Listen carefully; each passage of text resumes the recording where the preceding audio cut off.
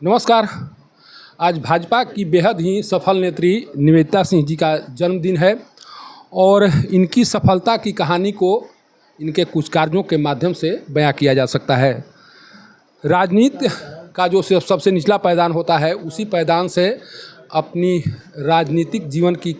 पारी को शुरू करने वाली निवेदिता सिंह जी अभी एमएलसी के पद पर हैं और विधान परिषद में दिए गए बयान के बाद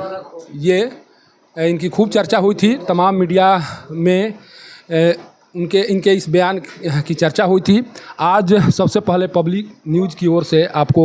जन्मदिन की हार्दिक शुभकामना देना चाह रहा हूं और ये जानने की कोशिश कर रहा हूं कि आपका राजनीतिक, चूँकि आज जन्मदिन है, आपका राजनीतिक करियर अभी तक रहा क्या? पब्लिक न्यूज़ को तो सबसे पहले आज मैं रामनवमी की बहुत बहुत शुभकामना देना चाहूँगी और आपके न्यूज़ चैनल के माध्यम से सबसे बड़ी बात है कि राजनीति एक लंबा सफ़र हमने तय किया है और राजनीति में चलते चलते आप सभी परिवार के साथ मैंने कभी कोई पत्रकार, कोई राजनीतिकर, आज भी एक कार्यकर्ता के रूप में अपने आप को मैं हमेशा ही प्रेजेंट करने की कोशिश करती हूँ। नेता कभी नहीं बने, एक कार्यकर्ता रहें, क्योंकि नेता का पद आता जाता है लेकिन कार्यकर्ता का दायित्व तो कोई छीन नहीं सकता है और भारतीय जनता पार्टी में एक कार्यकर्ता बने रहना ही मेरे लिए सबसे बड़ा सौभाग्य का विषय है। भाजपा के द्वारा जिस पद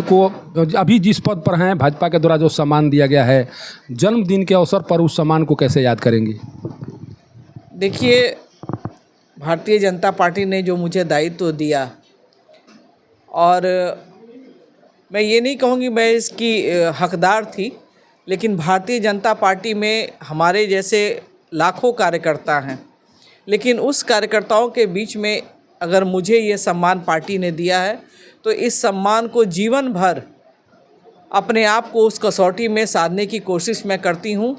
और प्रतिदिन मैं इस पार्टी से कुछ न कुछ सीखने की कोशिश करती हूँ और नहीं कि प्रिंसिपल, नहीं कि प्रोफेसर, मैं एक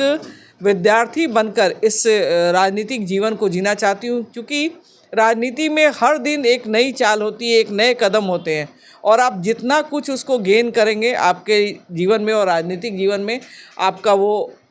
प्रगति की ओर अग्रसर रहेगा। और हम सभी भारतीय जनता पार्टी के कार्यकर्ता, और मैं खास करके मैं एक सामान्य कार्यकर्ता थी, मेरा कोई God father Bharatiya Janata party में नहीं था, लेकिन पार्टी ने मुझे जो भी दायित्व दिया उस दायित्व को मैं पूरी तरह से निर्वहन की और पार्टी मुझे प्रतिदिन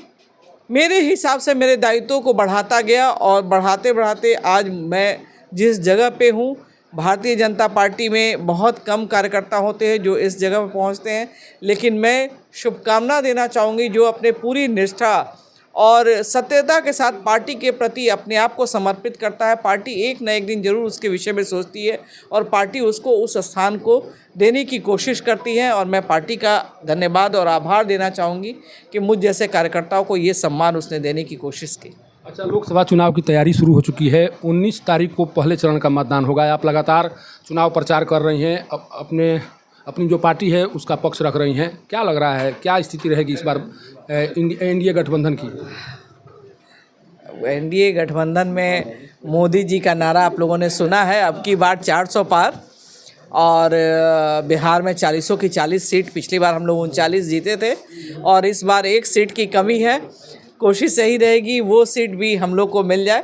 और आज आपने इस दिन भी अपने चैनल के लिए उपयोग में लाया, इसके लिए बहुत बहुत धन्यवाद है आपको भी और सभी हमारे पत्रकार बंधु जो मेरे भाई, हमारे देवर, हमारे सभी लोग परिवार के रूप में हैं। आज राम लल्ला के जन्मदिन के अवसर पर आप सभी यहाँ आए, आप सभी को हमने बुलाने का कार्य किया, तो आप सभी को बहुत बहुत शुभकामना है, बहुत बहुत धन्यवाद। देखिए, ये निवेदिता सिंह जी हैं जो अपना जन्मदिन मना रही हैं, एमएलसी हैं,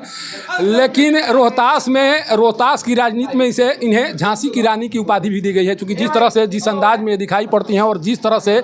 राजनीति के लिए ये जानी जाती हैं, उन्हीं कारणों से इन्हें रोहतास की राजनीति में झांसी की रानी की उपाधि दी गई है। और जिस तरह से इनके द्वारा भी चुनाव प्रचार किया जा रहा है, जिस तरह से दावे किए जा रहे हैं, अब उस दावे की सच्चाई 4 जून को सामने आएगी। लेकिन भाजपा के जो भी कार्यकर्ता हैं, जो नेता हैं, उनका हौसला बुलंद है और नरेंद्र मोदी जी का 400 पार का नारा है। शायद उस नारे को साकार करने के लिए सभी कार्यकर्ता, नेता और पार्टी के पदाधिकारी लग चुके हैं। सासाराम से पब्लिक न्यूज़ के लिए सत्येंद्र चौबे की रिपोर्ट।